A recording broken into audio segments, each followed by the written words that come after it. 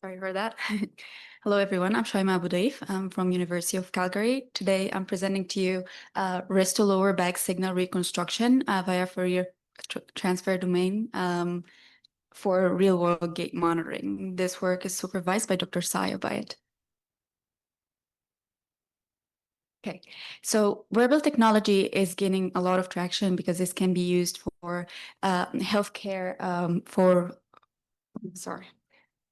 for healthcare settings for monitoring gait. And that's because it can provide real world and accurate objective data.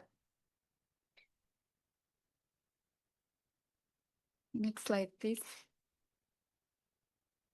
So sensor placement plays an important role in determining the accuracy of the data acquired. Two of the most common placement is the wrist and the lower back.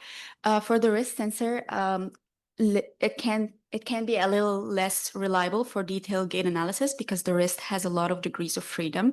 On the other hand, it's really friendly, it's adopted by a lot of users, and it's suitable for long-term monitoring. On the other hand, a placement like the lower back is very good for detailed gait analysis for clinical gait monitoring, but it's still a little uncomfortable, and also it suffers from inconsistent placement because a human puts it in place and it is not totally, it's not consistent all the time. So that makes the lower back placement a little uncomfortable and impractical for long-term use. So our research question is, what if we can actually get the best of both worlds and get the lower back data by using only the wrist sensors? There has been a little bit of research done, not so much in this domain.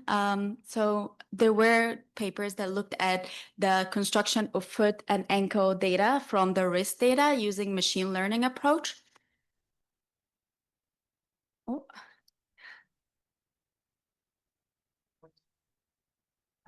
No, it's the previous one. Yep. So these are the two papers that we have found that have looked at this application. One paper is studied the running task for team professional runners. This paper have used models like lasso regression, CNN. It had 12 minutes of controlled running per participant. The gap for this paper is that it used elite and homogeneous participants. And it's only for running tasks, which is a little more periodic than, like a little more straightforward between the wrist and the ankle than the gait. For the study B, we have found that they have used an 85-minute data set using little large models like CNN or UNet. And the problem is that these models are black boxes, and also the sample size was not really specified. We're not sure if it's used as from many participants or from only one participant. So why haven't these papers looked at the Fourier transform instead of just going straight to machine learning? So to model something over Fourier transform, it has to be a linear time invariant system, and in our case, we are like the gait in the real world, it suffers from different aspects like external factors like different surfaces or different external perpetrations or different footwear. Yeah, so what if we can actually control or segment for these external factors? And that's what we are going to be trying to do. So our work is inspired by a previous paper that had also looked at the gait task for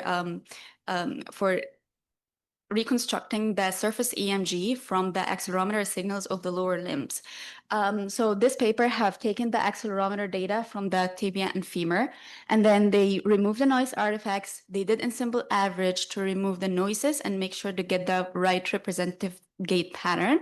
And then they did frequency analysis, and for their application, they did Laplacian transform, and this is how they got surface EMG. While it's more straightforward than our application, however, also like surface EMG suffers a lot of noisiness that we kind of see the resemblance between this and our paper as well. So our proposed approach is that we are doing a Fourier domain transfer where it's a proof of concept demonstrating the feasibility of reconstructing the gait data from the lower back using only the wrist sensor. And how we achieve that is we take the wrist data, we extract and align gait cycle temporally, and then we cluster the gait cycles to get the most representative gait pattern. And then we apply the transfer function, and this is how we estimate the lower back data. Oh, sorry. Our approach is computationally efficient and also generalizable and interpretable. So the data set we have used is our participants have worn two sensors, one on the lower back and one on the wrist. They went on about their daily life in real world for 2 days. We had 4 participants in total. So one of the main things we are doing to generate the transfer function is to get the most representative cycles that is eliminating all the external factors. So how we did that is we did signal conditioning, where we took the raw data, we resampled this data, and we filtered at 20 hertz. And then we corrected for orientation to make up for the different placement of the lower back sensor. And then that's how we got the condition data. We visually estimated the gait bouts, the most cleanest gait bouts. This is an example of a gait bout that is very cyclic and very, like, the pattern is very clear and distinct. As we can see, the y-axis, which is the vertical axis in our case, is the most cyclic one and the one that has the clearest peaks, which is the most important axis for getting the clinical data for gait. And then we identified the steps from the vertical peaks. A step is from one peak to one peak, and that's from heel strike to heel strike of opposite foots. After that, we did temporal alignment. So we made all the, we aligned all the gait cycles from peak to peak. And this is the ensemble average of all of them. But if we look closely, we see that there are 2 distinct patterns in here. But when we did the ensemble average, it smoothed over both of them. And we tried to get around that by doing a clustering, where we get the representative function from clustering. So we get the 2 most representative patterns instead of smoothing over them.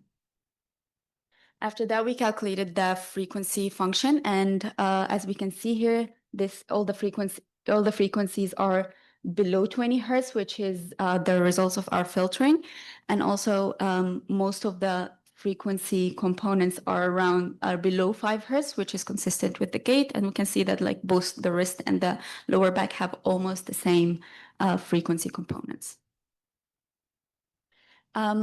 So for our reconstruction results, we found that our function have captured the picture, the cycle pattern very well for different participants and from the same participants.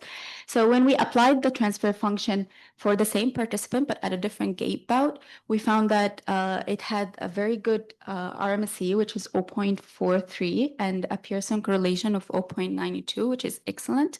On the other hand, when we applied the same transfer function for totally new participants, we found that it still captured the essence of the gait cycle. However, the RMSE dropped a little bit to 0.6, and the Pearson correlation was also still robust to 0.8. As we can see, there is a little bit of phase misalignment, so this will be addressed later. So for our discussion, we found that the wrist and the lower back accelerometer can actually share consistent gait components. And we found that the frequency domain transfer function can successfully reconstruct the lower back data from the wrist sensor. We found strong inter-individual performance of 0.91 and still a robust performance for inter-individual at 0.83 correlation. We have seen phase misalignment that may be reflected through interpolation effects or maybe timing differences for between the lower back and the wrist. Our strengths is that our function is interpretable and computationally efficient in comparison to black box machine learning models. Also, it's done in free living and unconstrained environment, which gives it an ecological validity. On the other hand, the lower back data, it's still very reliable, but it is not the ground truth in comparison to like motion capture systems. There is a slight correlation drop of 0.09 across individual, which is still like, it means it can still be generalizable across across different populations. For the clinical interpretability of the correlation under RMSE is still not really clear because the benchmark is not established yet. For the next steps, we are going to be automating the identification of the representative gait cycles instead of getting it visually. We're going to be addressing the phase alignment refinement. And also, we're going to be testing in larger and more diverse populations. To validate this gait data across gold standard like motion capture system. With that, if that research manifests, we can establish the grounds for remote health monitoring. Also, since most of the population has already adopted the risk sensors, we can scale the population for research and for monitoring. Also, for improved adherence and reducing the burden for the participants to participate in studies or to actually get their health monitored. And that's all. Thank you.